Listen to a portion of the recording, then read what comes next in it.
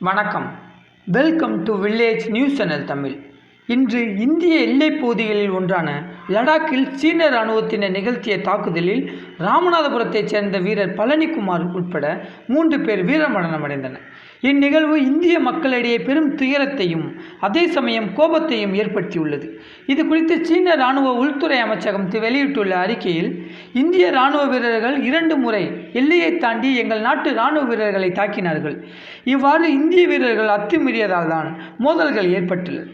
மேலும் இந்திய இராணுவம் மீண்டும் எல்லையை கடக்கக்கூடாது என்று கேட்டுக்கொள்கிறோம். மேலும் லடாக் எல்லையில் இந்திய இராணுவம் தன்னிச்சையாக செயல்பட்டால் மேலும் நிலைமை மோசமாகக்கூடும்.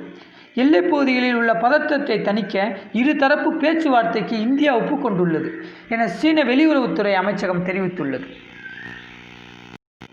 இன்று எல்லைப் பகுதியில் நடந்த தாக்குதலில் வீரமரணமடைந்த இராணுவ வீரர் பழனி உட்பட 3 பேர்களின் குடும்பத்தினருக்கு இந்திய குடிமகன்களின் சார்பாக ஆழ்ந்த இரங்கலை வில்லேஜ் நியூஸ் சேனல் தமிழ் தெரிவித்துக் கொள்கிறது.